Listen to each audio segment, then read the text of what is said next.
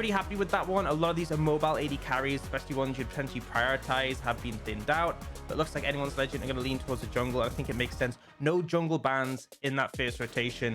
And this is very different to what we saw from the last series from anyone's legend, where really the jungle was heavily focused. And we saw in 2 of the games, there was just 3 jungle bans in the first 3. So it's good to see that Xiaohao's getting priority on that Xin Zhao, getting and able to pick it up quickly.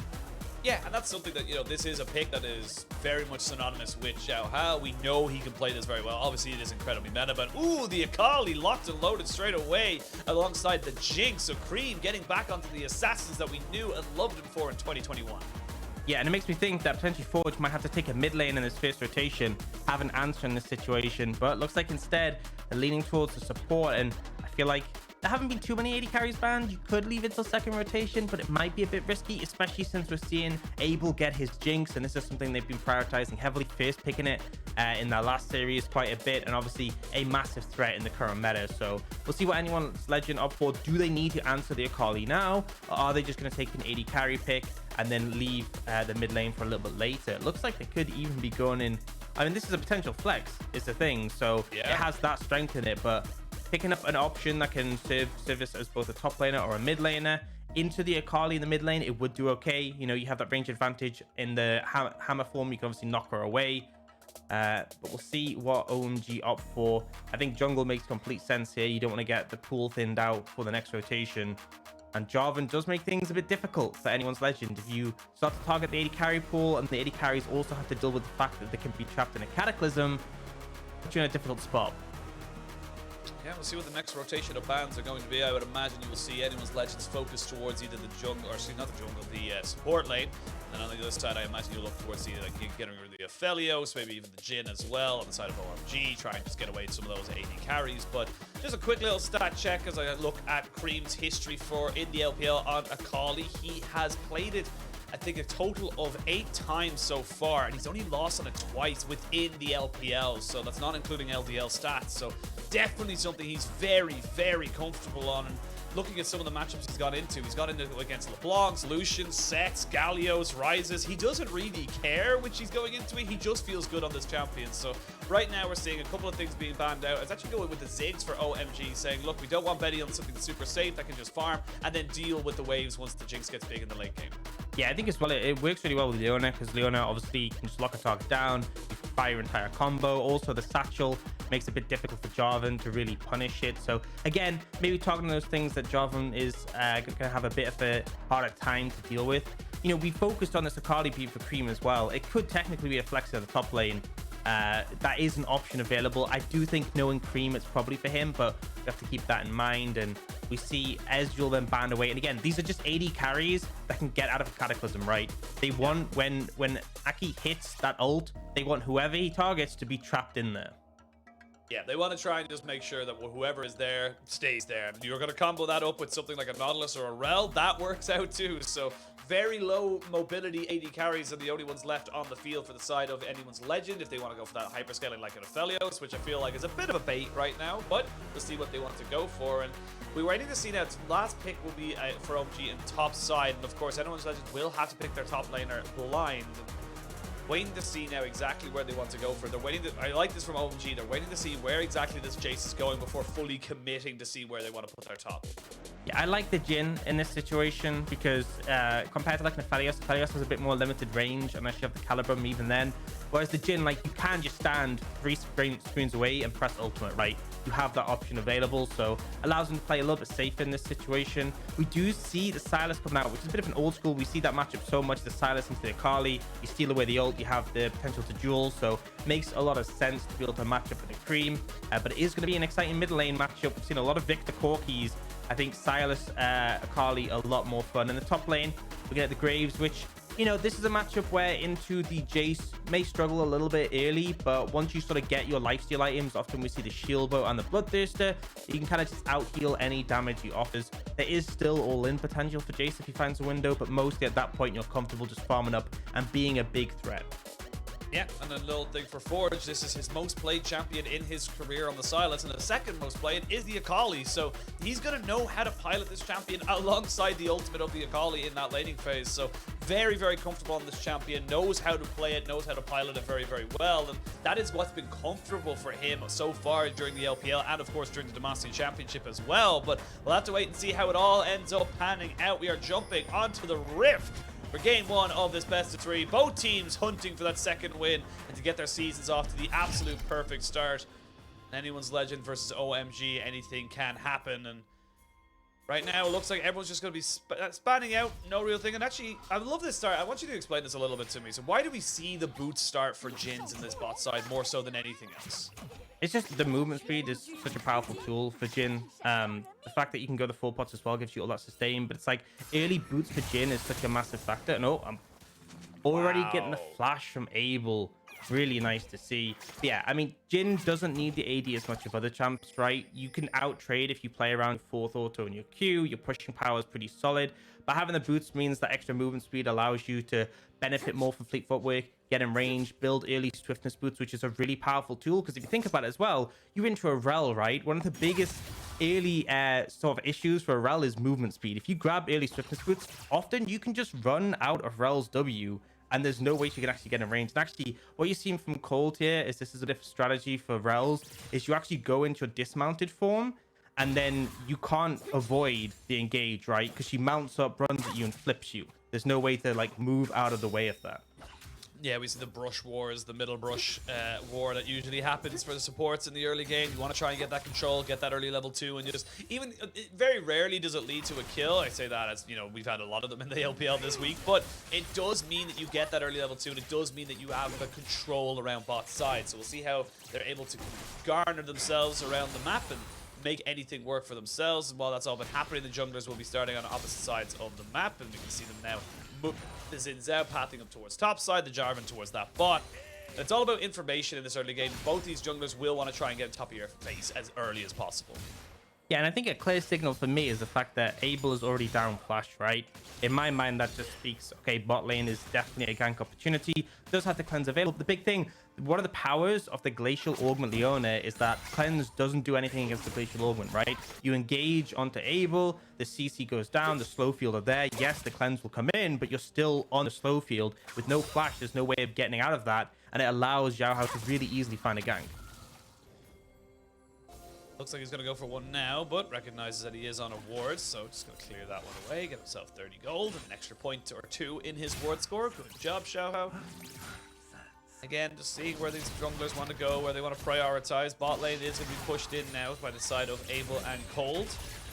Chocho and Betty just try and survive this one a little bit. Like you said, the boots are going to help out a lot. It does mean that Betty can just kind of freely go in, get a hit, walk out, knowing that he has the fleet footwork as well, so should be pretty quick on it. But Aki going to use this opportunity now to start stealing away some of these camps, and this is where the Jarvan can be a little bit sneaky. Those extra little routes you can take with the flag and drag are so good if you can get creative. Yeah, and this is the thing, right? Both junglers level 3, because until you've cleared 6 camps, you're not going to hit level 4. The Scuttle Crab doesn't count because it gives so little XP on the first clear now. And so Xiaohao's not in a situation where he's still level 3, and there's no way for him to get level 4 unless he crosses the entire map. And they are going to look for Aki here. Has to flash because flag's on cooldown. I was going to say, he has the flag and drag now, so we should be going over. I feel like Xiaohao should have recognized that that was going to be a not for naught setup, but Forge now ignited in the mid lane. They both have flash available to them. They are going to jump in with the ultimate, or excuse me, not the ultimate. It's going to be the Shuriken flip. He misses. Flash, first blood. Creme gets himself a kill with the Akali. Yeah, the 5-point strike actually didn't connect, went over Forge. Looked like maybe if Forge had a little bit time to get that Kingslayer, might be able to turn around. But ultimately, Creme able to find the kill on this advantage. This is in this matchup. This is what we expect. And on top of that, a big fact is that he has that ignite available. Gives you so much kill pressure, especially since you reduce the healing that Sylas is able to get in those 1v1s. Yeah, big win. This is what we expect from Creme. Honestly, this guy has just becoming one of my favorite mid laners to watch. Let's have a look at the pro view here, because it is just a good trade. He has the minions, but just having that Shroud, getting rid of that aggro, just makes it so much more advantageous for the Akali. Yeah, and now the ignite is on the Sylas. There's like very little turnaround potential, right? Even if you go for the Kingslayer, the healing's not going to be enough. He does get it there, is able to sort of find a bit of health in return, but just not enough. It's the critical thing is that that Shuriken connected Honestly, Forge needed to flash the Shuriken, but Creme timed it well and waited until he was in a brush in the fog of war before going for it. So very little counterplay from Forge. I will say, if you're looking at Forge's summoners and thinking, why is it blank? Did he not take something? No, it is a visual bug on 12.1. It is teleport, unfortunately, so it is just not going to show up on the map. It happens sometimes. Yeah, you can see ZDZ and Shanji both have the similar thing. So we can assume it's pretty, and yeah, we can assume pretty heavily that it's teleport. It is just a bug in the game, nothing more about to it. So sadly, we'll not be able to see when that teleport is up or down, which is a little bit unfortunate for us. If we missed something, apologies. You know, I blame Ox personally. It's just telling the story that changes, right? They don't have teleport until 14 minutes. It's clearly illustrating that, right? It's just saying to us, new teleport doesn't exist until 14 minutes. I wonder, does it come back after 14 minutes? I wonder. Who knows? Who knows? I guess we'll find out. It kind of makes sense when you think about it as a bug, right? They did change DP, so it makes sense for it to be a bit. It is technically a different icon and a different summoner, so like maybe it does come back. You know what? Chat, stick with us. We're gonna be able to know in 7.5 minutes whether or not that does come back. Or sorry, 8.5 minutes. No, 7.5. I was correct. I was questioning myself. But Cold now up towards this top side. They're gonna get the TP off of Forge into that mid lane, and again, just kind of a good start here from OMG. You're getting that solo kill, and this is something that's becoming more and more. Oh, Cold. Yeah, he's gonna have to be. He's all right. He's got boots. He'll be fine. But this is something that we're seeing a lot more. Kind of pivotal in these skirmishes between a lot of these teams in the LPL is that whoever can get that advantage in mid lane, it is about a solo bolo. It is about getting it. We've seen it so many times now from so many different mid laners that getting that first kill can just pivot the entire game around. As we can see, Forge with the stolen, perfect execution. Try to see if he can go in onto Creme. He will be able to get down a lot of damage. Will not pick up the kill. There's Chocho who gets the spoils as Forge did not get the combo just right. Yeah, but I like the decision to ult away. He could have guaranteed the kill onto Creme, but he opted to, you know, back off, not trade 1-for-1 with Aki. Nice roam coming out from Chocho. He's been really looking good so far this season, and it allows Forge to answer back. Again, doesn't get the kill, not as much gold, but it does mitigate some of the advantages that Creme was able to find earlier.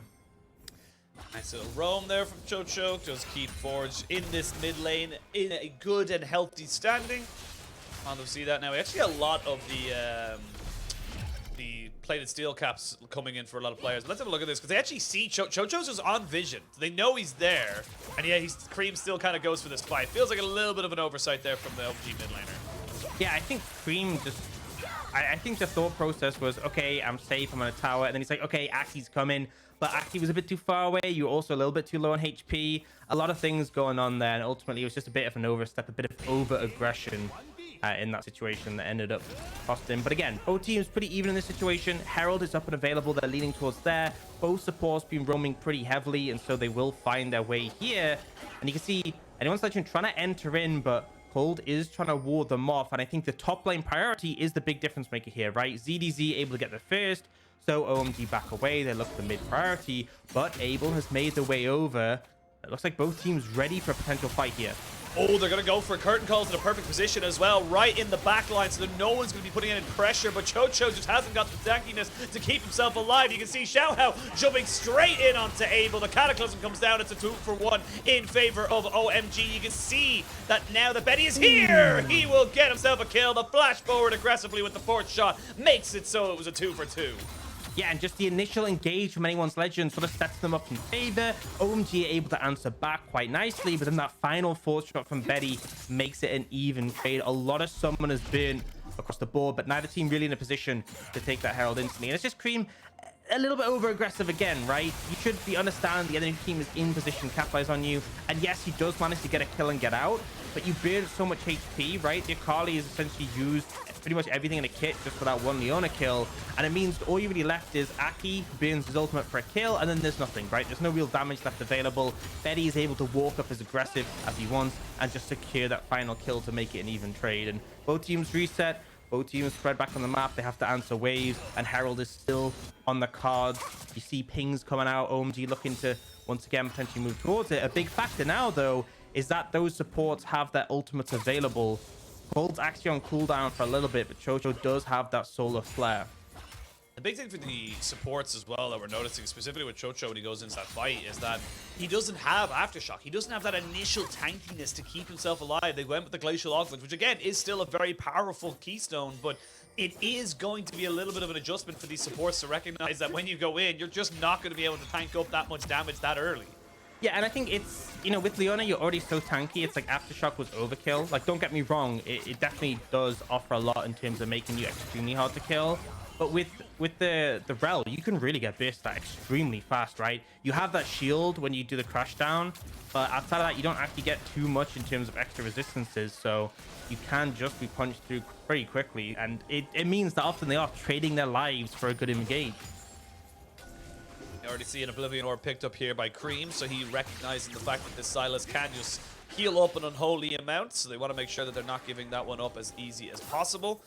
Both teams still posturing around this Rift Herald pit. Yeah, and I think a big thing to look at is the fact that so many summoners were burned. Hold still has this flash available. We have the Cataclysm, and, you know, Betty is flashless, right? So it means that there's a lot of targets you can look to engage on, and they don't have the same tools to get out. Abel, again, both AD carries don't have their flashes. You get on top of them, they're probably going to go down. So this fight likely going to be a bit of an interesting one. They know where Cold is. They know he's isolated away from his team, and now the curtain call can come out. They jump straight on top of him. There's the solar flare onto the backside. But look at these Jhin rockets just absolutely smashing on top of these people. Abel's been jumped on by Forge. This is a split fight. It's still a 4v4 until the Jhin arrives, but never mind. It's all gone wrong. They will get a consolation kill on the end of a Creme, able to use the perfect execution on the Forge to get a kill and get out. But a great fight there from anyone's Legends. They are really putting OMG to the sword. And honestly, Cole just over-aggressive with his positioning, right? I understand he wanted to get a flank, but you're so deep that even if you did find an engage, your team wouldn't be in range to follow up. And it meant anyone's Legend were able to instantly force him out. As soon as that Rell has used the crash down, she's waddling away at a snail's pace. And it meant they could find the primary engage. We'll see the replay, and it's like, you know, if you jump over the wall here, your team aren't in range. You're so deep, you get jumped on, has to use the crash down. And now one of your big engage tools isn't available, and Chocho instantly jumps on the opportunity to go in. And this fight at this point already is just damage control for OMG. It's like, get out if you can, take some exit kills. We are not winning this. Yeah, you can see already it took Creme his flash, his perfect execution, and a little bit of luck of Forge being in the right position at the right time to make sure that he was able to get out of that particular situation. So Rift Herald secured by the side of anyone's Legend. They come out 2 kills to the better on top of that as well. And they're about 1,000 gold leads. So again, this is a team that we said that we are excited to, or quietly excited to see how they're able to perform as we just look at, you know, where they're going to go. If I just look at the replay on the bottom of the bottom, yeah, that's how they're able to spot him out. So that big ward there, just kind of checking out everything from there. But not quite sure what that pop-up was, but I guess the ward was important. But we now move towards the next objective where these teams are looking to fight over, and that's going to be this dragon. Yeah, and summoners are starting to come back, so a little bit longer, and Betty and Abel will have theirs. It does make the dynamic a little bit different. And I think that's the thing. In that last fight, the support's role was so important because of those flashes not being available. But now with the mob, does sort of clip their wings a little bit.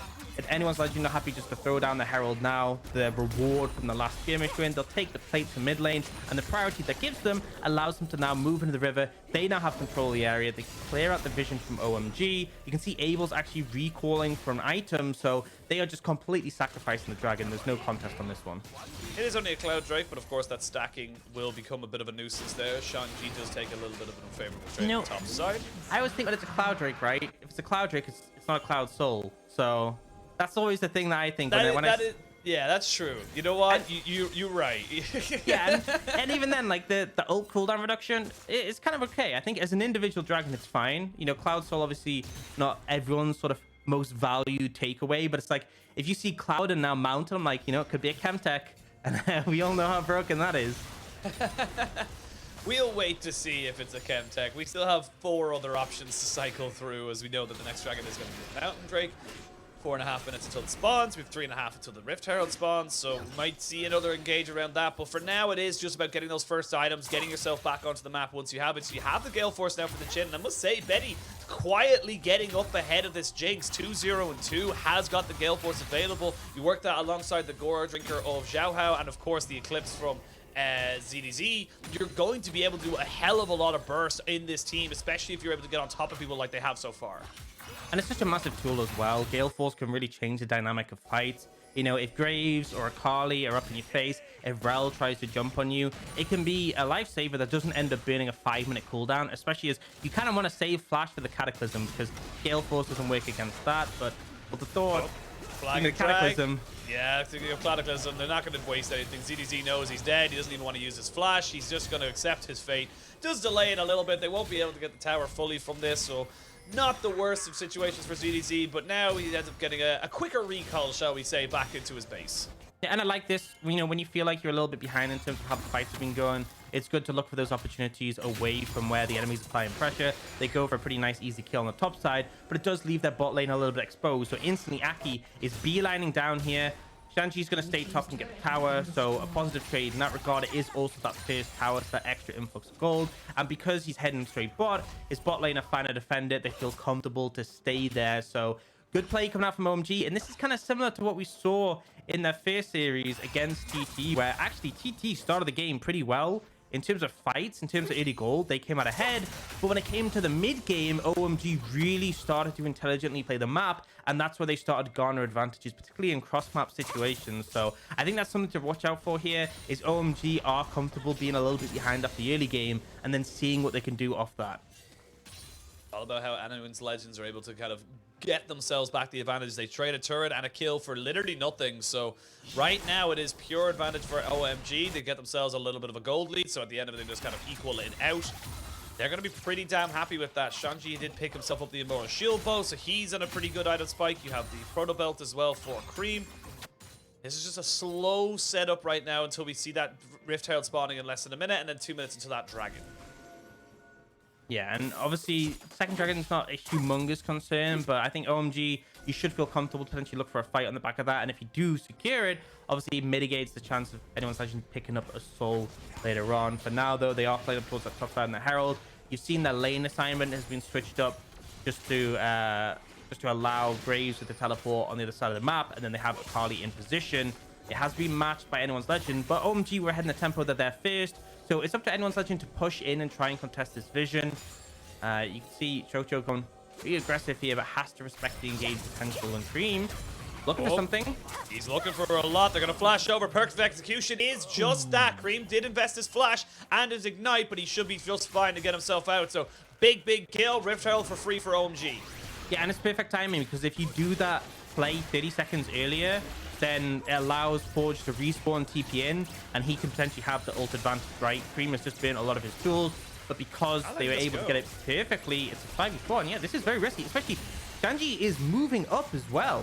They got TPs on Forge. They're going to look to try and get him in as soon as he respawns. There we go. They're going to try and jump in with QiuQiu. They get the Solar Flare down. There is the Magnet Storm, but it's stolen. Well, anyone's legends get the kill as well, so they've traded there for the Rift Herald and 1 kill. Even in a 4v5, they're able to come out on this. They're going to be able to get the flash out as well. There will be a trade back of a kill. Jinx is getting pretty damn big. Perfect execution still is available, though, for Forge, and he will turn this fight around. Look at these shots. Not going to land the last one, but you can see there straight away the Jayce saying, I know these health bars are low. It's a crazy, scrappy fight, and in the end of it all, it's a 3-for-3. It is anyone's legend, though, who come out with the Rift Herald. Love the confidence from them. They go for the fight. They know Creme is significantly subdued with no ult available, no flash available, no ignite. And they think, you know what? Yes, we only lost 1 member, but Forge is going to be back.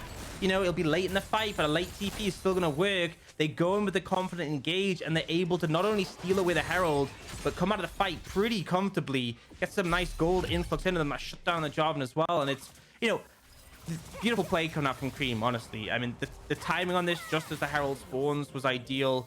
Absolutely dismantles the Sylas. And that's the kind of thing you see in this matchup. If one side gets the big advantage, can really be punishing. But here, the big thing is like the setup in this situation. They're all corralled into the pit. You know, Cold goes in, gets absolutely deleted, because as we said, very squishy without the aftershock. But it's kind of late in this fight. The second TP comes in, targets get low, tools are being used, and this is when the ultimate comes down from the Jhin. And honestly, not too many shots actually connect from this. You know, it's only 2 initially, but it just instantly means that OMG on the back foot, right? They have to just focus on dodging and backing away. They're not able to fight back, and that means like ZDZ can just step forward and apply pressure. And honestly, credit to anyone's legend, despite the setback, despite your mid laner getting solo killed again, you still find your way into the fight and succeed. And now they can translate that into a tower. Yeah, there you go, the Rift on the top side. While we were watching that replay, the Dragon was taken by OMG, and guess what? Out of 4 options, we got the one that is going to be pretty damn hard to deal with should it get snowballed against you. It is, of course, that Chemtech Soul, or sorry, yes, Chemtech Soul. Why not? I always forget between the two of them, man. It's just too many arcane references. It's such a strong dragon, honestly, and whenever I see it, I'm just like it just drastically changes the game, because it suddenly feels like there's games where you see teams give up soul because they're like, we will lose the game if we fight this, and with Chemtech it's like, we lose the game if we give it up, like it's guaranteed. It's so hard to win against it. So here's a fun little statistic from EUS solo queue. Elder Drake has an 82% chance of winning you the game. Chemsoul has a 93% chance of winning you the game. So that's how much more powerful it is considered right now in the community. Is that you can win the game in it. And again, it's still lucky. We did see it the other day where a Chemsoul wasn't the reason why RA were able to beat out top esports. You know, it was definitely a factor, but it wasn't the factor. But it is very, very overtuned a little bit. I think the problem is it's permanent, right? Elder is strong, but it times out, and also if you mess up and die, you've lost it. But the thing with the Chemtech Soul is, even if you die, you just get it back immediately. Like, I feel like there should be some sort of cooldown on it or something, but either way... yeah, like some kind of like reset button. I don't know, like you can't die within the next like 5 minutes or something. Or even like 3 minutes or something. Just like, it's the fact that you can die twice, essentially, and then be back with it as soon as you respawn. It's hard to deal with. But I digress. It's strong. We also have the map changes, which obviously makes it very difficult when pushing into whichever side has control of that area, because obviously you can't see them. Makes it a bit more difficult for support to find vision control. You can see a control ward thrown down there by OMG already. Have to make sure, especially because, you know, we see a lot of games where you have like the Victors, you have like the Corkis. In a game with an Akali, you can be really afraid of those Chemtech areas. Yeah, it just helps out, you know, a lot of the situations that you want to be in, especially for not even just the Akali, the Jarvan as well, being able to get that flag of drag, not using that Cataclysm as your initial CC so you can get the flash out early is absolutely massive. So we'll wait to see now how this game does end up going forward. We are waiting for that dragon to spawn in 2 minutes time. Neither team really close to a soul just yet. It is a pretty much dead even game in kills, dragons, turrets, gold, everything you can imagine. Everyone's picking up their, excuse me, everyone is picking up their second items. Big one though I see on the side of anyone's legend is they have got the Zhonya's for Forge. They did not have to go for the early Oblivion Orb as Creme did, so he's not going to have that extra little bit of survivability. Yeah, and actually doesn't have the stopwatch in pocket either, so missing out quite significantly in that regard. And things are still really close, right? Gold is 100 apart at this point, actually dead even now. And I think it's really where the gold is sort of being put down. We see Betty in a pretty powerful position on this Jhin. We see DDG just finished with that mana immune, so the Jayce looking pretty strong. But on the other side, that is a very strong Akali you're dealing with. And I think really for anyone's legend, I mean, vision control is just so important. If you see where the Akali is coming from, it makes things so much easier. But on top of that, you have these long-range tools. You have the Shock Blast from the Jayce. You can easily follow up with the Deadly Flourish from the Jhin, pop that ultimate.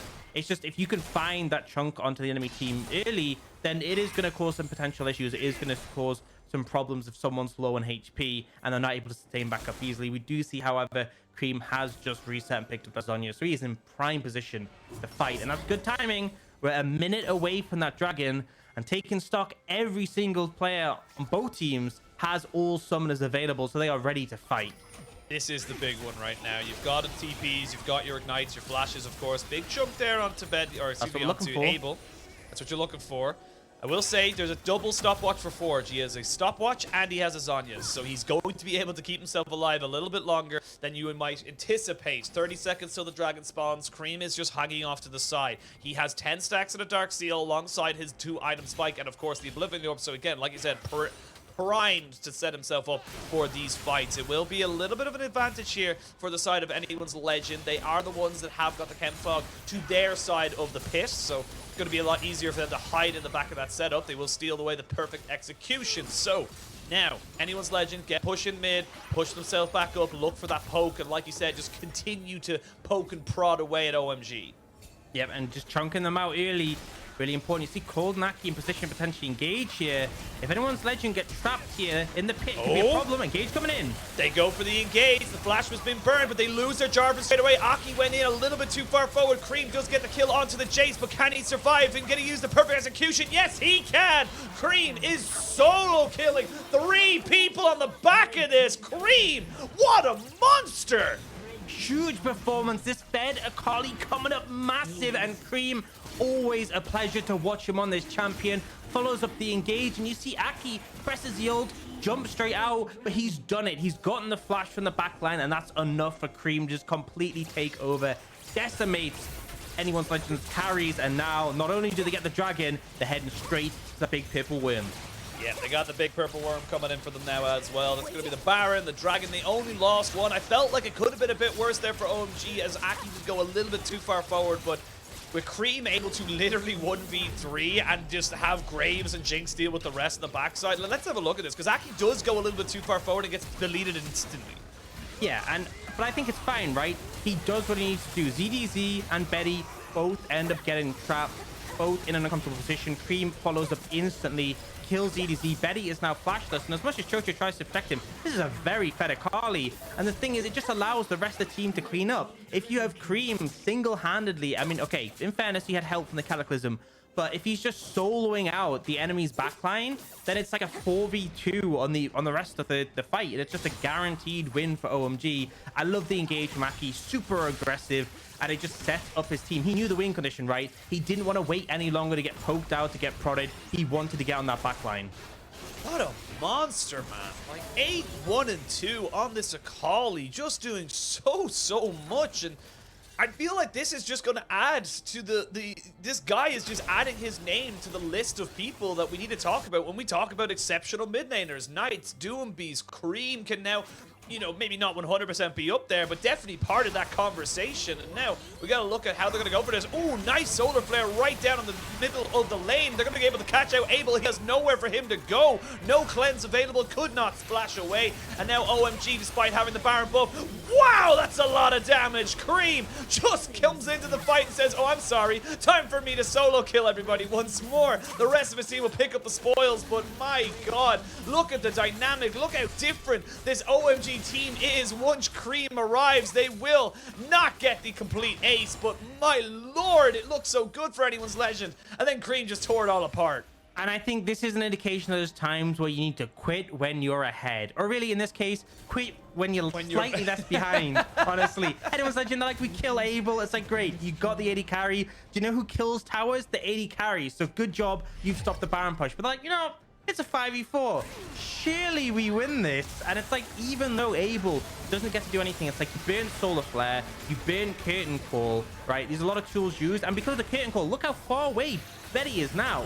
This is a 4v4 essentially. And actually, Forge goes into a 1v3 situation. This whole time, Betty hasn't even autoed one once because he was ulting. He was so far away. And it's just a massive overcommit. It was a beautiful engage to pick up the AD carry, but anyone's legend just needed to say, right, we got a kill, we're going to stop the Baron push. That's fine. They didn't need to do more.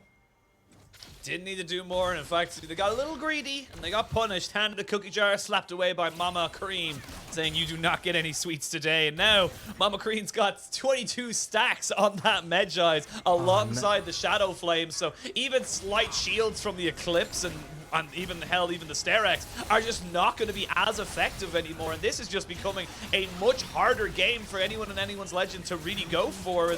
It's just, they have to deal with Creme, and I don't think they can. The magic pen Creme has now, right? You have so much from the Sork shoes, you're getting some from the rocket belt, you're getting some from the Shadow Flame, you have 22 Medjai stacks to give you some of AP. Like, if you're hitting the squish your targets, they're essentially just gonna have 0 MR. You're just dealing true damage at this point. It's worrying. And the thing is, like, Akali is by all means such a hard champion to deal with because of the mobility, oh my God, oh my God, no. Yeah. It's not okay. It's not allowed. That's a Leona, right? I'm talking about squishy champions having 0 MR compared to the magic pen. That wasn't a squishy champion. Okay, it's a support. Support's always going to be lower level, but still, right? The amount of damage available is just, it's problematic, okay? And it's now going to be 3rd dragon for OMG. I don't think there's any way anyone's legend contest this, but I'm not even sure the game will go on that long, but if they get the Chemtech Soul, then oh my lord. Like, imagine you finally kill this legendary Akali, and then it just comes and then back, there's right? a Jinx and a Graves in the background as well, just like, hi. It's rough. It's rough. It is definitely a bit painful right now. And I think one question I sort of had for Creme was coming into this meta where we've seen a lot more mages. We haven't seen as much of those sort of aggressive mid picks. Akali is one of the exceptions, right? You haven't seen as many of those sort of things. Like Sylas hasn't been too common on this patch. It's been a lot of like Corky Victor. I think Akali could be just ban worthy against OMG, honestly. I think Creme is just so comfortable on it, and that has been a question. It's like, okay, how is Creme gonna manage in this meta when people are playing more things like Victor and Corky? The answer so far is he just plays Akali. But I think going into the second game in this Anyone's Legend, you know, you try the Sylas answer. I respect it, Forge. You did your best. But game 2, I think you ban away this Akali. Even if they come back and they win this game, it doesn't matter. You just ban that away. You do not want to be dealing with it. Yeah, and Creme now with that solo kill that he got onto the other loses nothing. Has Ignite coming back up in the next 30 seconds or so. So it's got 25 stacks. Let's have a look to see how it works. Oh dear, Forge. He's 1v3. He's going to go into the Zhonya's. There's one. He has a stopwatch available. Can he use it again? He will not have to use it just yet. There's the ultimate, though, from Abel. Picks that one up. They do use a lot, and Forge does end up going down. They will pick up more if they keep pushing in this one. The Magnet Storm, assuming the crash down, going to be enough to pick up another one on the Chocho. And now 5v3 into the base. I don't think there's much hope for you here now, Anyone's Legend. Yeah, they're trying to get some damage down, but Creme is still fishing.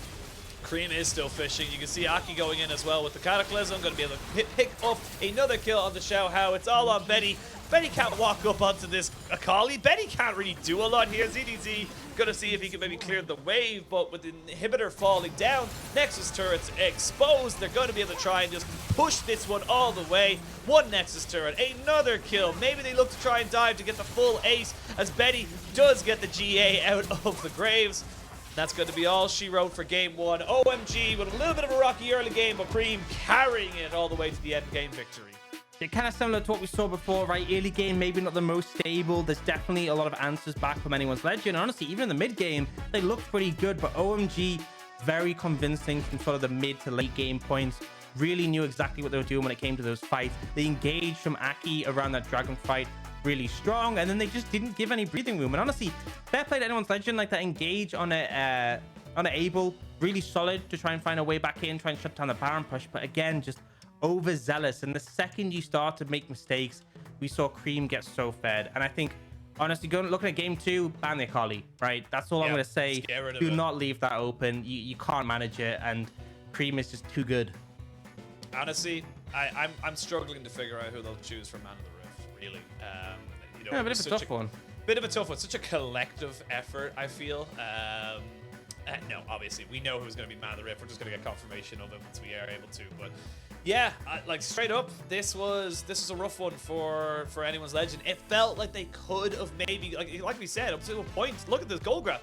It was dead even right up until that one big fight at the Dragon Pit, and then it just snowballed completely away. Yeah, and you think back to the draft, right? They prioritized this Jarvan as the 3rd pick on red side, and then they just started banning away those 80 carries. Well, not even just 80 carries, like the Ziggs and the Ezreal, things that would be able to easily get out of Cataclysm. And I love that, because one of the issues that sort of happened at Worlds even, we saw a lot of Jarvan being picked up, but people were just picking it like blind first pick, and then it's like, okay, I'll just pick a champion who can get out of Cataclysm easy. And that's even true in this meta, right? We don't see as much Ezreal, but things like the Corki, very good against Jarvan because you just Valkyrie out. Whereas the Victor, you will be trapped in there. And I think them picking it at that point in the draft and then banning away things that would be able to deal with it effectively just gave them such easy tools. Like if you just jump in, you flash R, it's like they have to burn their summoners at minimum, and it allows your divers just to go on the backline and have a much easier time. Because you imagine that same situation, but Betty had flash, maybe could have survived and turned it around. Yeah, absolutely. We will see how Anyone's Legends adapt